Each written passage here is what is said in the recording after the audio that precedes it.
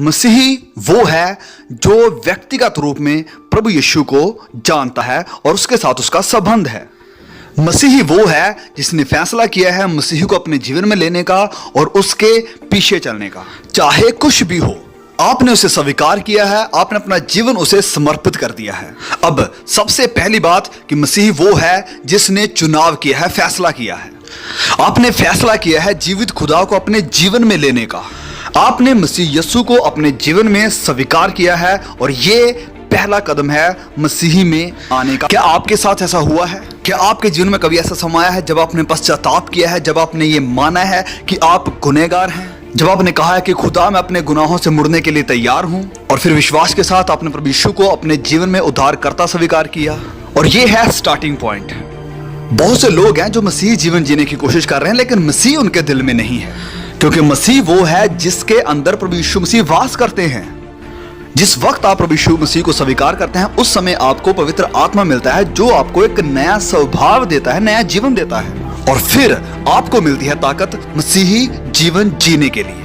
अब कोई भी मसीही जीवन नहीं जी सकता है जब तक वह क्रूस के पास नहीं आया है और प्रभु यीशु को स्वीकार नहीं किया है। मसीही सलीब पर हमारे लिए बलिदान हुआ, उसने अपना लहू हमारी खातिर दिया, और अब आपको आना है और उस लहू को यीशु मसीह को स्वीकार करना अपने जीवन में, और अपनी इच्छा से कहना है कि हाँ, मैं अपनी इच्छा से यीशु मसीह को स्वीकार करूंगा, मैं अपना जीवन यीशु मसीह को दूंगा। और फिर इसके बाद कुछ और होना आपके जीवन में बहुत जरूरी है, और वो दूसरी बात है कि आपके जीवन में बदलाव आ जाएगा। बाइबल बताती है कि पुरानी बातें जाती रही, देखो सब नई हो गई हैं। एक बदलाव आपके जीवन में आना बहुत जरूरी है। आपके व्यवहार में बदलाव, परमेश्वर के प्रति आपके व्यवहार में बदलाव। सबसे ज्यादा आप परमेश्वर से प्यार करेंगे, पहला स्थान आप परमेश्वर को देंगे अपने जिंदगी के फैसलों में और चुनाव में। अपने प्रति आपके व्यवहार में बदलाव आना चाहिए। आपके जीवन में सबसे पहले स्वार्थ खत्म होगा।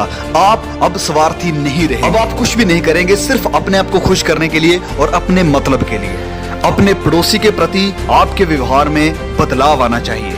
अपने पड़ोसी को अपने सम्मान प्यार करना होगा, और इसलिए आपके जीवन में बदलाव होना बहुत जरूरी है। पुरानी बातें जाती रही, देखो सब नई हो गई हैं। और अगर आपके जीवन में बदलाव का कोई निशान नहीं है तो अच्छा होगा कि आप अपने जीवन को परखें कि क्या आप सच में मसीह हैं या नहीं। अगर आपका जीवन नहीं बदला है, अगर आपके जीवन से वो फल उत्पन्न नहीं हो रहे हैं जो आपके जीवन में होने चाहिए थे पवित्र आत्मा मिलने से, तो भला होगा कि आप विचार करें कि आपने सच में मसीह को पाया है या नहीं, क्योंकि खुदा की संतान के अंदर बदलाव बहुत जरूरी है। प्रभु यीशु ने कहा कि उनके फलों से तुम उन्हें जान लोगे। उनके फलों से, ये फल क्या हैं? और पवित्र आत्मा के फल ये हैं: प्रेम, शांति, आनंद और ये सब। क्या आप मसीही जीवन जी रहे हैं? क्या आपने अपने आप को प्रभु यीशु मसीह को दे दिया है? क्या आपने प्रभु यीशु मसीह के साथ रिश्ता कायम कर लिया है? और क्या आपके जीने के तरीके में, आपके व्यवहार में कोई बदलाव आया है? और अगर नहीं, तो हो सकता है कि आप मसीही नहीं हैं। आप शायद सोचें कि आप मसीही हैं, लेकिन आप नहीं हैं, क्योंकि मसीह वो है जिसने प्रभु यीशु को अपने जीवन में स्वीकार किया है और एक बदलाव उसके जीवन में अब दिखाई देता है। अब तीसरी बात, मसीही वो है जिसने अपने जीवन में एक चुनौती को स्वीकार किया है। चुनौती प्रभु यीशु मसीह की, क्योंकि यीशु मसीह ने कहा कि जो कोई मेरे पीछे होना चाहता है वह अपने आप का इनकार करे, अपनी सलीब उठाए और मेरे पीछे हो ले। प्रभु यीशु कहते हैं कि अगर आप मेरी चुनौती स्वीकार करने और मेरे लिए जीने के लिए तैयार नहीं हैं, तो आप मेरे चेले नहीं हो सकते हैं। जब कभी भी भीड़ यीशु के आसपास इकट्ठी होती थी और भीड़ बहुत बड़ी हो जाती थी, तो प्रभु यीशु कहते थे, एक मिनट रुकिए।